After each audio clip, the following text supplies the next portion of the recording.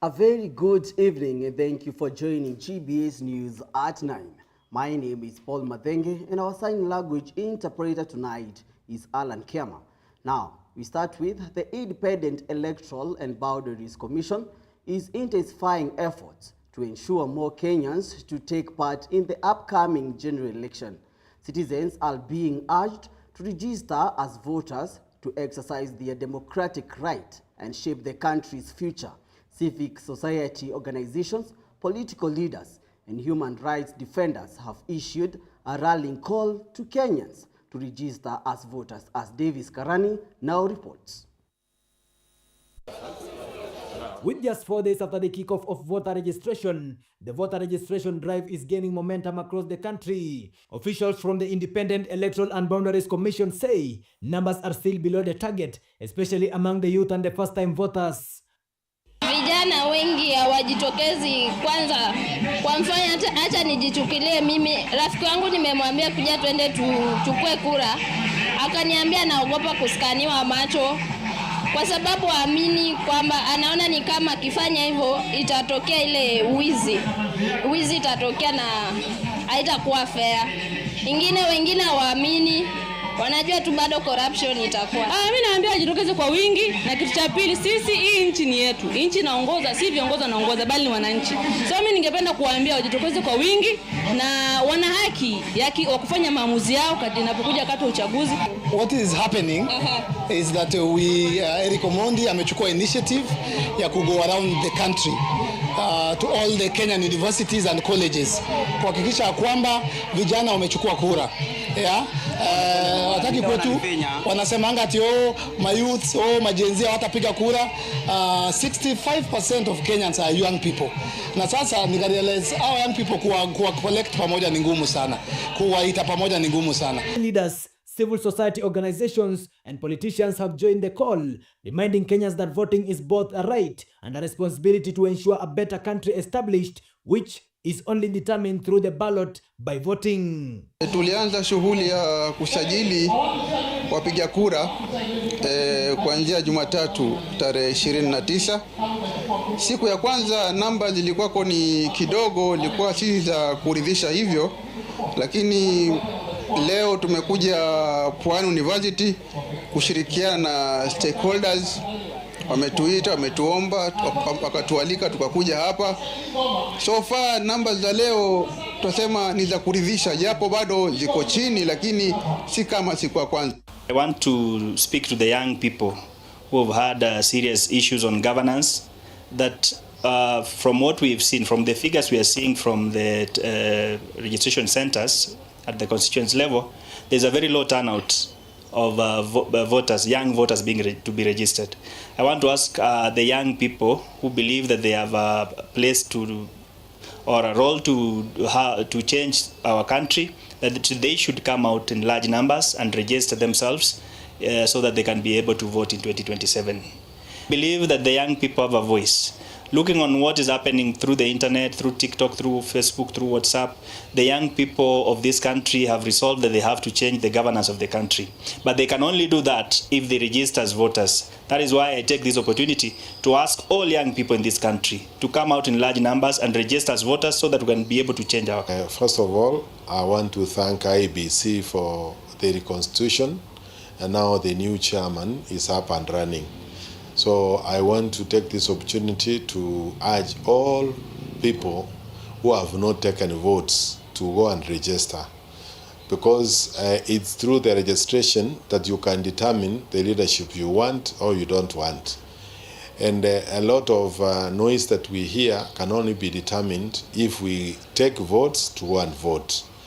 And secondly, and more particularly, I want to urge those people that are young, the ones who are 18 years and above, those who have taken IDs first, they need to take their votes. Meanwhile, civil educators are urging citizens not to wait until the last minute to register, warning that delays could lead to long queues and frustrations. Kenyans are still reminded that they'll need a valid national identification card or passport to be eligible for registration. The participation begins with registration. The IEBC says it hopes to register millions of new voters before exercise closes, ensuring that every Kenyan has a chance to participate in shaping of the country's future at the ballot. Davis Kanani for GBS News, Nairobi. And now, as IEBC was everyone to register as a voter for 2027 election, Kenya's political landscape is heating up as rival parties trade. Democracy for Citizens Party leader Rigathi Gachagua has accused President William Ruto of political coercion, while Deputy President Kithure Kindiki is defending the government against opposition attacks. Rigathi Gachagua has accused President William Ruto of using state power to pressure candidates into withdrawing from races. Gachagua says such tactics undermines democracy and reflect a worrying trend of political interference. We had a very strong candidate in Banisa who was going to be the next member of parliament. William Ruto summoned him and threatened him, intimidated him, and forced him to withdraw from the race. And we said it's okay. Not every leader has the courage that we have to withstand the intimidation and torment of William Ruto. Ruto told him, I don't care. All that matters to me today is to keep Raila close to me, because without Raila, I cannot govern. So you must allow me to allow Raila run an ODM candidate in Magarini. Meanwhile, Deputy President Kithure Kindiki was in Murang'a County attending the Kangema constituency economic empowerment engagement. Addressing youth and local leaders, Kindiki defended the government's development record and urged opposition parties to base their criticism on fact, not propaganda. Na wale wanakosoa serikali, sisi tunataka tukosolewe. Mahali hatufanyi vizuri, correct us. Help us to improve, because we are human and leadership is a human enterprise. Hatukatai kukosolewa, lakini tukosolewe kupitia haki. We must be corrected with facts, not through lies, not through misinterpretation, not through telling people things that are wrong and things that are not factual. With multiple parties now locked in competitive races, Kenya's political season is shaping up to be both unpredictable and intense. Reporting for GBS TV, I'm Ibrahim Said. From politics to county news making headlines, from modern farming innovations to livestock protection and politics of the day, counties are making headlines. Tonight, we focus on youth and agriculture, Narok's mass vaccination drive, and Governor Anne Waiguru's call to put service above politics. Let's have more.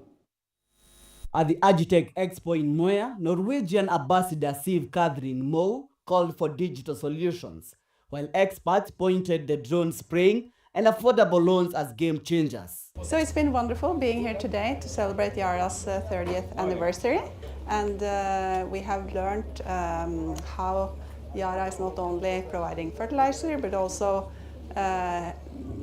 giving knowledge and competence to the local communities so that they can be better farmers. Today we also had a big focus on youth and the importance of youth being farmers in Kenya in the future. Anytime we are planting, we use cow goat manure.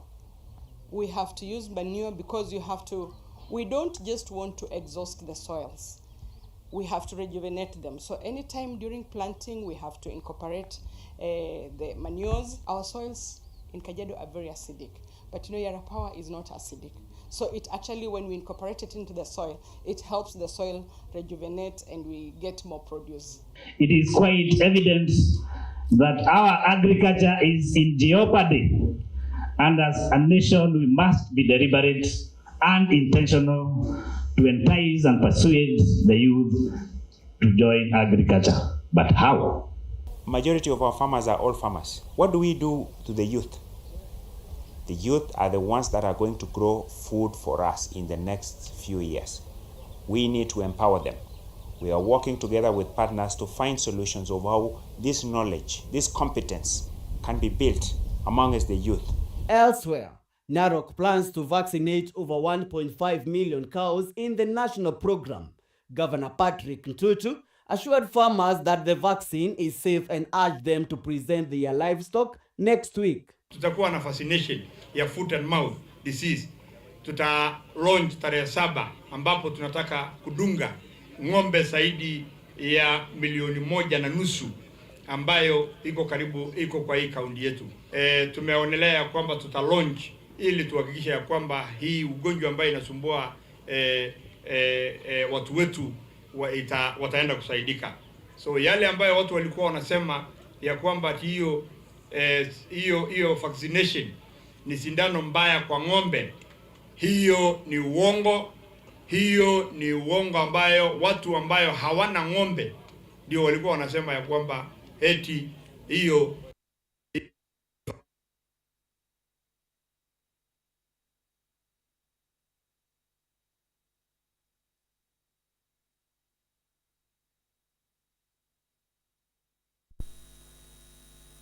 vaccination mbaya. And in Kirinyaga County, Governor Anne Waiguru has urged Mount Kenya residents to ignore early political theatrics and focus on development. She vowed to complete ongoing projects before politics takes center stage. Kila wakati nilisema mwaka ambao uliopita na nitasema tena, bado tuko mhula wa kazi, si ndio?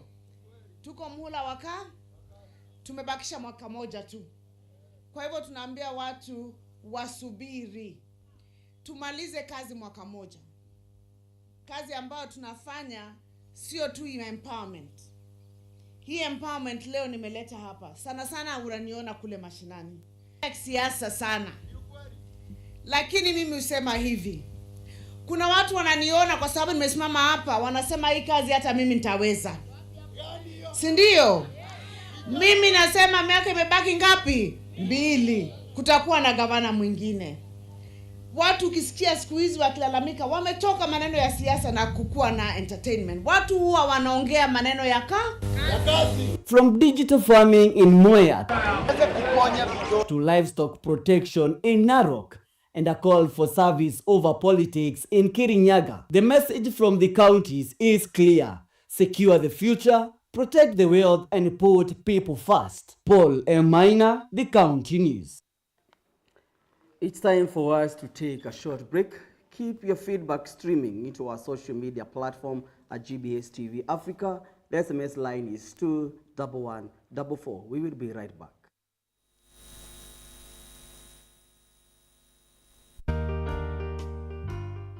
What's the best thing about being a fashion designer?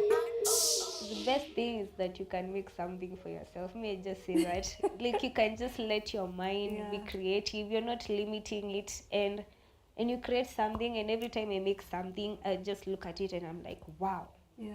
What do you mean? No, I just be like that. Yes. And what do you think is required for someone to make it in the fashion industry? So umekuja na vitu, umekuja na mapochopocho. You've come with like really amazing things. Utatuanzia na answer from the front ukikuja to the back. Okay. That is something when you look at it like this, you'll have to sit down and figure it out. Like how did this person make this wallet? You see, this is art. And also create yarn from like t-shirts. Yes. So that's what I'm trying to change. I want to create sustainable fashion where you don't have to go and buy yarn to crochet. You can just create yarn at your space, or you can go and thrift clothes made of yarn. Yeah.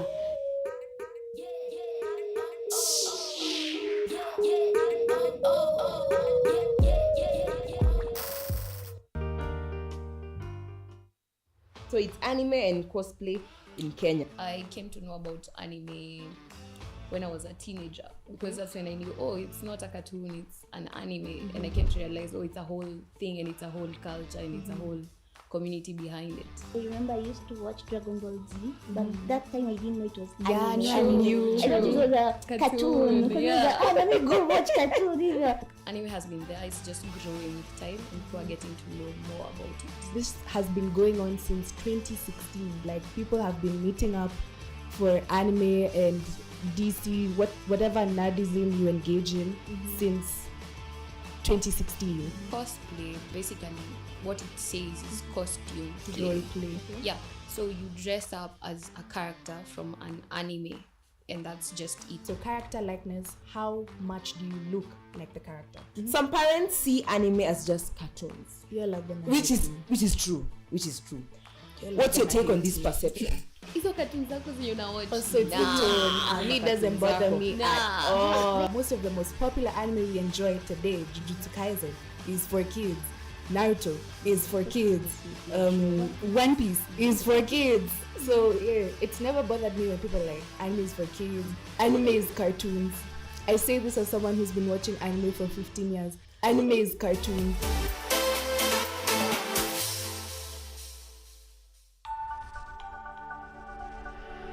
Everywhere, GBS.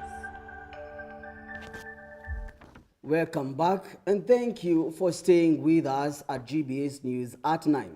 Remember, your feedback keeps us connected on our social media platforms at GBS TV Africa and via SMS on 21144. Let's get back to the news. Now, international news. Uganda is once again at the center of political attention as campaigns heat up between long-serving President Yoweri Kaguta Museveni and his main challenger, musician turned politician Robert Kyagulanyi, better known as Bobi Wine.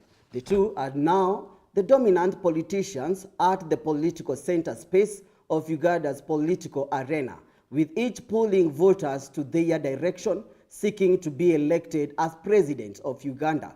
And our reporter sank deeper, traversed Uganda's political atmosphere, and brought us the following report.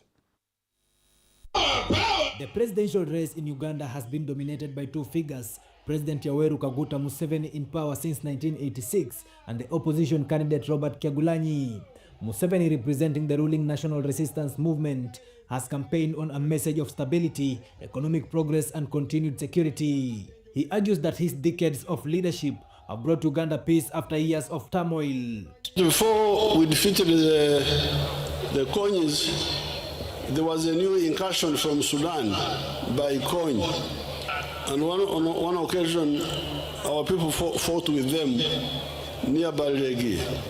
So when I got a report, I said, okay, if Oti and Kony want to fight, let me go and deal with them myself. So what I would like to say today is, first of all, celebrate Kuch. So therefore, I want to appeal to the people of Lango. Use all these programs to get our people out of poverty. You vote for NRM.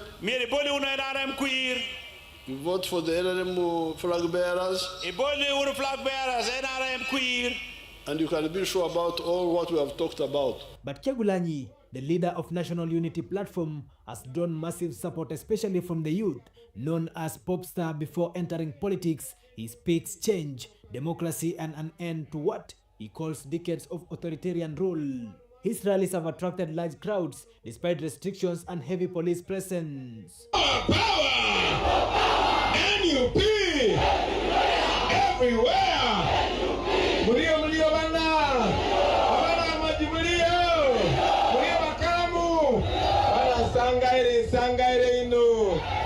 The campaigns have not been without tension. Security forces have frequently clashed with Kyagulanyi supporters, raising concerns about human rights and freedom of assembly. International observers have also expressed their concerns over fairness of the electoral process. No change! No change! No change! We hope to give you 90% of the vote. Peace is restored. Not only peace, but sustainable peace from all corners of Lango sub-region. But this was not caused by President Museveni. But Museveni, when he came in, he tried so hard to settle peace. So that is one major reason why we say whether we are sleeping hungry, as long as we are sleeping in our houses, Mzee is there for us. This area used to be the dominant area for cattle. And so if more compensation takes place, it means that the people will gain greater wealth. With large portions of Ugandan population under the age of 30 years, the election highlights a gender divide. Museveni appealing to continuity, while Kegulanyi himself as the face of the new Uganda. Some of you are not aware, where there is a state lodge here in Otuke is a place where His Excellency fought battles with LRA. Because it was a very difficult area, he decided to put up a camp and camped there, and that's how he was able to flash off LRA from here. Those who have a slogan of a protest vote, now they are protesting the stability in Otuke. Do they want to bring instability? They are protesting the economic transformation that is in Otuke. They are protesting the good schools that have come in Otuke. They are protesting the electricity that is in Otuke. What are they protesting? It is such peace that has made other sectors to thrive in the area. The Juakali, a program by Ministry of Gender, Labor and Social Development, is one of them. With a large portion of Uganda. Now moving on, mass protests are rocking Morocco as thousands of young people take to streets demanding change. What started as peaceful demonstration has turned violent in parts of the country, with deep frustration over government corruption, poor public services, and economic inequality fueling the unrest. Let's have a look.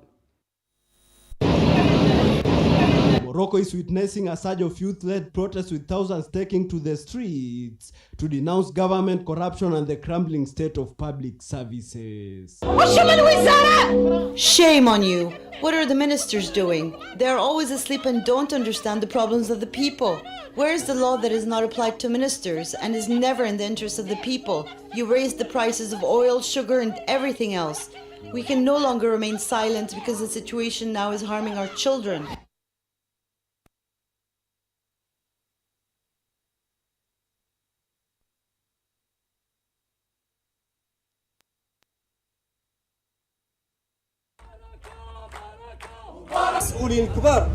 Politicians keep asking people to control themselves, to be patient, to make sacrifices, to act as good citizens and love their country, but they don't do any of this themselves. They see the country boiling, yet they haven't made a single public statement. At least say something, even if it's just a lie.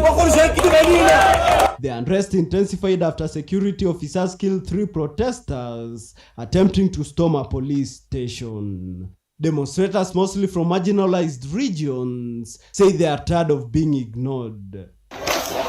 Chants of the stadiums are here where the hospitals echo across cities as anger grows over spending billions on World Cup preparations, while hospitals remain understaffed and schools underfunded.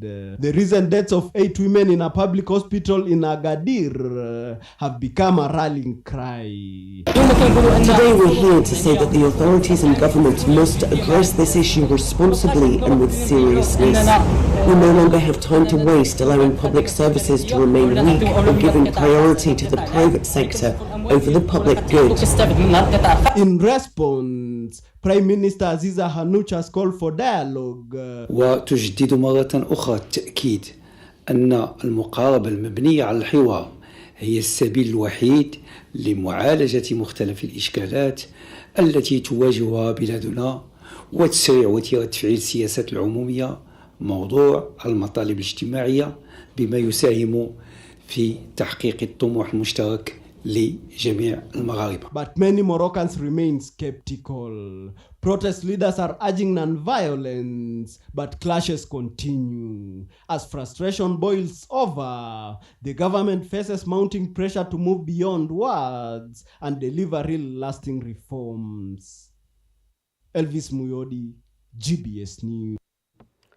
Now moving on, South African winemakers are facing a new wave of economic uncertainty following the expiry of a key U.S. trade agreement. The African Growth and Opportunity Act had allowed duty-free access for African exports, including wine, into the American markets. Ibrahim Said with the details. The vineyards of South Africa are known for their rich reds and crisp white, but now winemakers say the future of their export is clouded by uncertainty. For 25 years, the African Growth and Opportunity Act gave South African wine producers duty-free access to the US market. That trade window has now closed. With AGOA, wine export to the United States face new tariff-raising costs and reducing competitiveness. Going to be a knock. I've mentioned already I'm going to take an 8% knock as a producer, my distributor the same, my importer the same, and probably will pass on what's left, 6%, and hopefully that's not a lot on the consumer.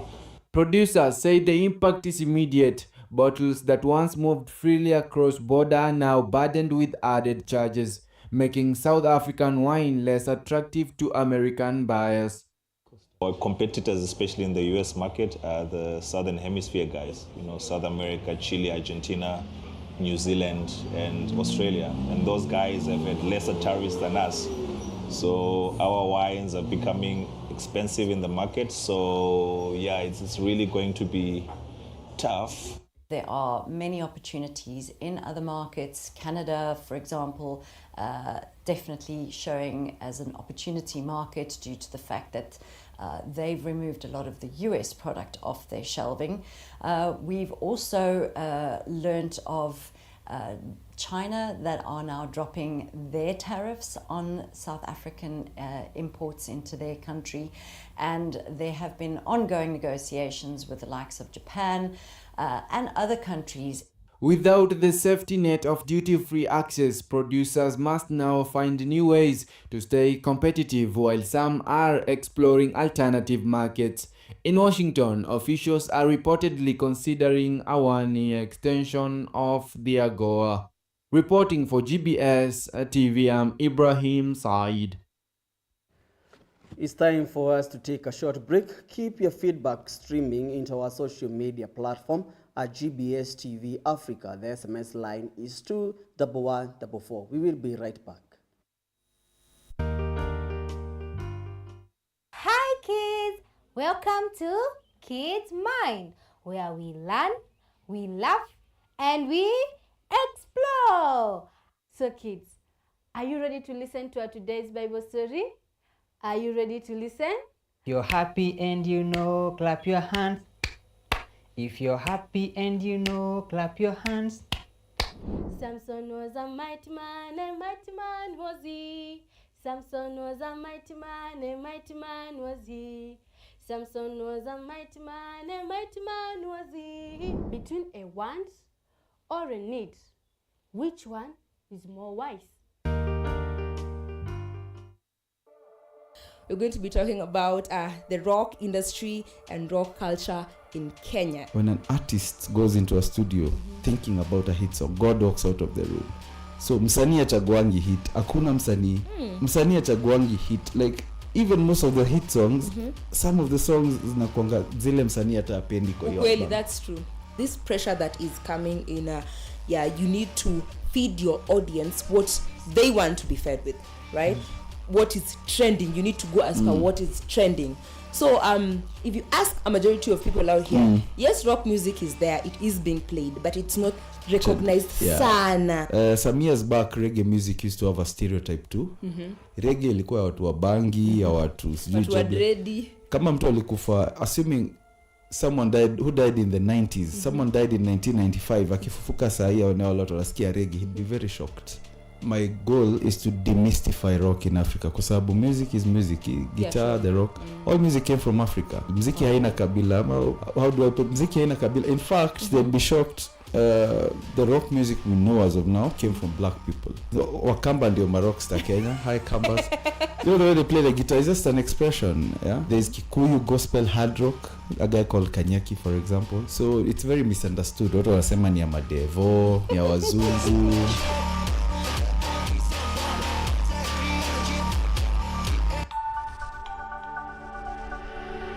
everywhere. GBS. Welcome back and thank you for staying with GBS News at 9. Remember your feedback. Keep us connected on our social media platforms at GBS TV Africa and via SMS on 21144. Let's get back on the news.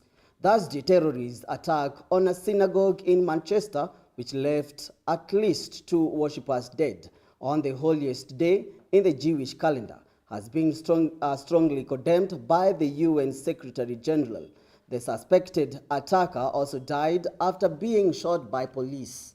The 3 others are reportedly in a serious condition following the car and stabbing assault on the Heaton Park Synagogue in the northern English city. Video footage from outside the building, which is around 4 miles north of the city center in a neighborhood with a large Jewish community, showed the attacker lying on the ground after being shot by officer from Greater Manchester Police. 2 arrests have been made in relation to the incident. According to police, UK Prime Minister Keir Starmer said that extra police will be deployed at Jewish houses of worship across the country. Let's have a look. The Secretary General strongly condemns today's deadly terrorist attack on a synagogue in Manchester, in the United Kingdom. Houses of worship are sacred places where people can go to find peace. Targeting a synagogue on Yom Kippur, the holiest day in the Jewish calendar, is particularly heinous. The Secretary General extends his deepest condolences to the victims and their families and wishes a swift recovery to the injured. He stands in solidarity with the Jewish community and calls for those responsible to be brought to justice. The Secretary General is deeply concerned by the alarming rise in anti-Semitism worldwide and stresses the urgent need to confront hatred and intolerance in all their forms. And now to Philippines. Even as the death toll from a powerful earthquake rose to 72 in the central Philippines, rescue efforts began winding down with a storm approaching the Southeast Asian archipelago. Tropical storm Apollo, which formed early Thursday, is expected to make landfall in the coming days. The 6.9 magnitude earthquake struck on Tuesday night, with its epicenter located roughly 12 miles northeast of Bogo City in Cebu province. The tremor, which occurred at a depth of just 3 miles, accused of collapse of homes, bridging, and public buildings across northern Cebu, triggering landslides and widespread power outages. Here are the details. Looking at what's left on their home, Florami Barmino still can't believe how she and her family survived a magnitude 6.9 earthquake. She says her mother would have died if her brother had not pulled her from the debris. My mom was severely injured. Our wall collapsed on her because, as you can see, the house was split in half. So basically, one half of it fell on our mom. They had lost their homes before, as this relocation site in Bogo City, in the central Philippines, the epicenter of the quake, was meant to protect them from another disaster. Although Florami family members are still alive, 8 of her neighbors died. Gregorio Molino narrates how this tragedy crashed down on their home and killed 6 of them, including 4 of his grandchildren. I really can't believe it because it all happened so fast at 10 in the evening. The boulders just suddenly dropped towards our house and crushed it.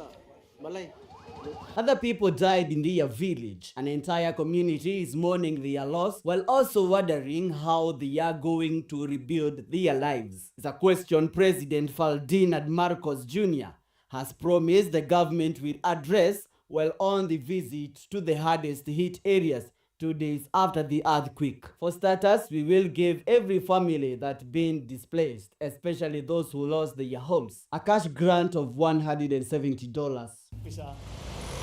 A recovery effort is now underway after the government announced a halt to search and rescue operations. But with destruction of this scale, it's likely to be a long road ahead. Reporting for GBS TV, I'm Paul M. Mine. And now moving on, addressing the press, World Health Organization Director General Dr. Tedros said, and I quote, it's now been 1 month since the government of the Democratic Republic of the Congo declared an outbreak of Ebola virus disease near the town of Bulep in the center of the country, end of quote. He stated that so far, 64 confirmed and probable cases, including 42 deaths, have been reported. 9 people have recovered and been discharged, and 13 others are currently being treated. Let's have a look. The 2.1 million people trapped in the war zone that is Gaza are facing yet another killer on top of bombs and bullets, starvation. We're now witnessing a deadly surge in malnutrition-related deaths. Since July 17th, severe acute malnutrition centers are full without sufficient supplies for emergency feeding. In 2025, WHO has documented 21 deaths related to malnutrition of children under 5 years old.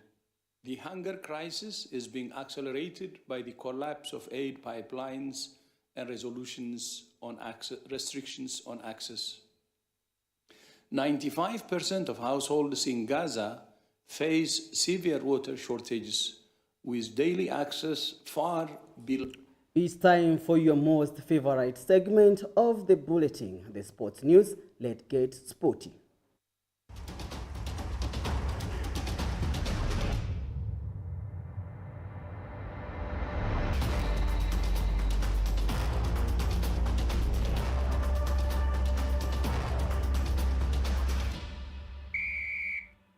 And now to sports news. Manchester United hosts Sunderland this Saturday in must-win clash. Manager Ruben defends his system amid growing criticism. The Red Devils look to bounce back as questions loom over form and strategy. Sunderland arrive in confidence, unbeaten in their last 4. Kickoff at 7 a.m. Pacific. It's all or nothing for United. Let's have a look. Manchester United prepare for high-stakes showdown against Sunderland, and a fire manager Ruben Amorim stands by his system despite recent criticism. United seek redemption at Old Trafford, while Sunderland arrive in strong form. A defining night looms in the Premier League this Saturday. Khalif Karaoke reporting for GBS TV, Nairobi. We have come to the end of the news bulletin. It's always a pleasure having you on board. Let's do this again next time, same channel. My name is Paul Madenge, and our sign language interpreter tonight has been Alan Kema. Have a good night.